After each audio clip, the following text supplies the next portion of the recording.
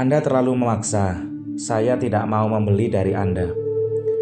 Pak Prospek, bayangkanlah jika Anda menjadi seorang dokter dan saya baru pertama kali berkenalan dengan Anda. Saya memiliki seorang teman. Ia adalah dokter dan tiap ketemu ia menyuruh saya mengurangi berat badan. Ia juga pernah memaksa saya waktu itu untuk memeriksa darah tinggi saya. Hal yang sama saya lakukan setiap kali bertemu. Saya hanya berbicara mengenai pentingnya memiliki asuransi jiwa. Saya tidak percaya pada asuransi jiwa. Anda menyediakan makanan, menyediakan pakaian, tempat tinggal, pendidikan anak, dan kedamaian pikiran bagi keluarga Anda. Polis asuransi jiwa hanya sebundel kertas, Pak Prospek. Hari ini saya menjualnya kepada Anda, dan jika Anda meninggal dunia atau mengalami cacat total, sebundel kertas ini yang saya tawarkan ini bisa menyediakan baik makanan, pakaian, atau untuk pendidikan anak Anda, ataupun tempat tinggal bagi orang-orang yang Anda cintai. Pak Prospek, apakah mobil Anda mempunyai yaitu ban cadangan? Apakah Anda berpergian jauh tanpa membawa ban cadangan, Pak Prospek? Apakah Anda menyimpan lampu cadangan seperti contohnya lilin atau genset di rumah Anda?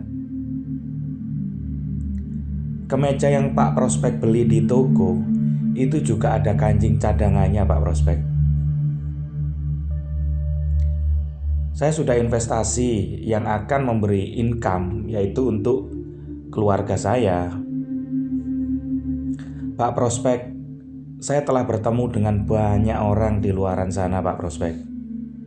Dan banyak ketemu orang yang sama seperti Anda. Jika Anda yakin dengan income dan investasi Anda, mengapa Anda masih bekerja? Itu karena Anda sadar sebagian investasi tidak liquid dan tidak mudah untuk diuangkan.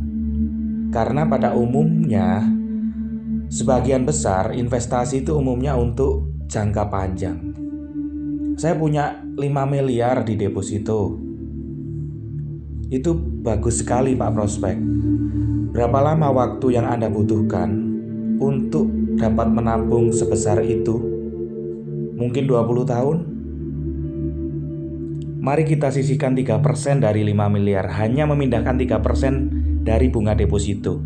Jika Anda mengalami cacat total atau meninggal dunia, maka keluarga Anda dapat memiliki 10 miliar dari uang pertanggungan asuransi jiwa.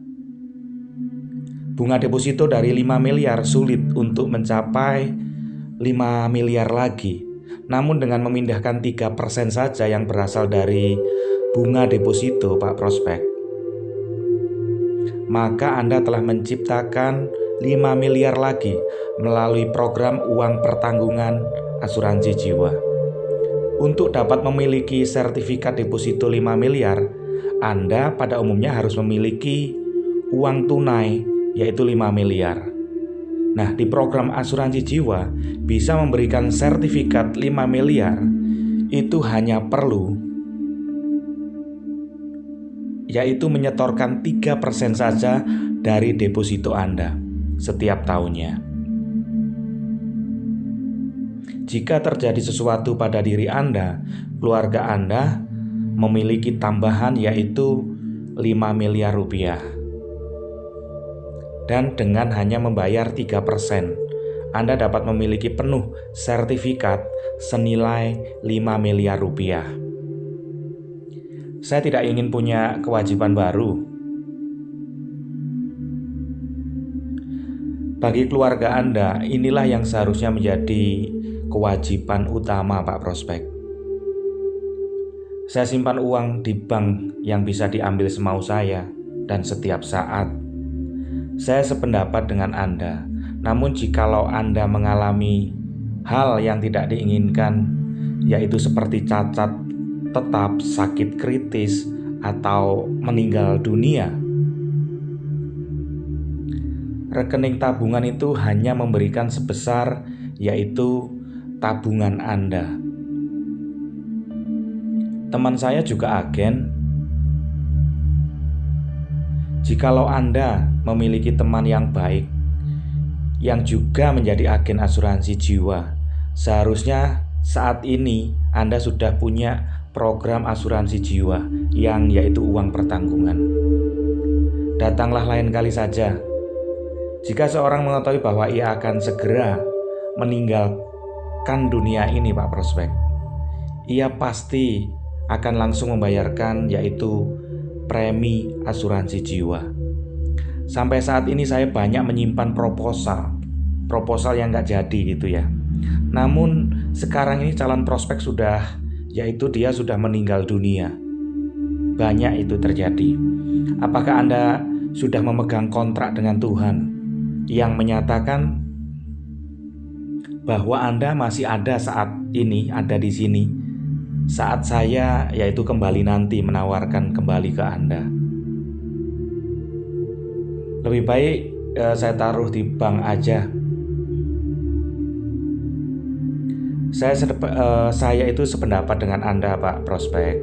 Apakah yang ingin Anda capai dengan menabung di bank?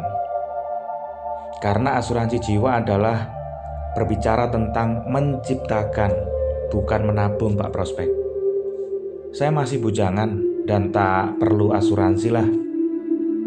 Saya setuju karena Anda tidak ada yang bergantung pada penghasilan Anda. Apakah Anda sering mengirimkan uang ke orang tua? Mungkin Pak Prospek yang mungkin di daerah, di desa mungkin. Apa yang terjadi jika Anda tidak mengirimkan uang lagi ke orang tua? Apakah menurut Anda memberi ke orang tua itu hal yang bermanfaat? Hal yang sama dengan asuransi jiwa. Mungkin saat ini Anda belum membutuhkan, Pak Prospek. Jika sesuatu menimpa Anda, mungkin saat itu sudah terlambat bagi Anda untuk membeli asuransi jiwa. Saya mungkin tidak bisa meneruskan polis saya lagi. Apakah Anda memiliki cicilan mobil, rumah? Apakah Anda membayar yaitu tagihan listrik di rumah? Apakah ketika Anda memulai pengajuan pinjaman kredit tersebut, apakah Anda pernah berpikir seperti ini? Berpikir tidak akan mampu melanjutkan pembayaran hingga selesai.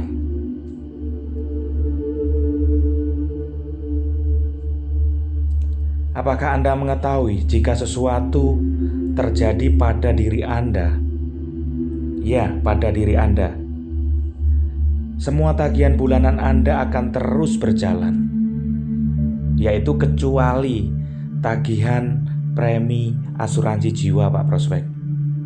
Bahkan justru asuransi jiwa itu bisa membayarkan semua tagihan-tagihan yang ada atau cicilan-cicilan yang ada.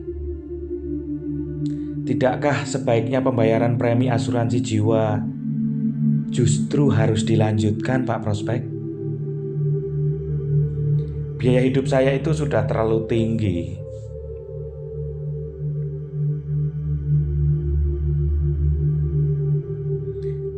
Sekali lagi saya sependapat sekali dengan Anda. Itulah alasannya mengapa sangat perlu untuk mengambil komitmen yang luar biasa ini, dan yaitu program asuransi jiwa. Program ini menyediakan uang yang cukup untuk mengatasi semua biaya-biaya yang terus menanjak dan juga untuk inflasi di masa depan.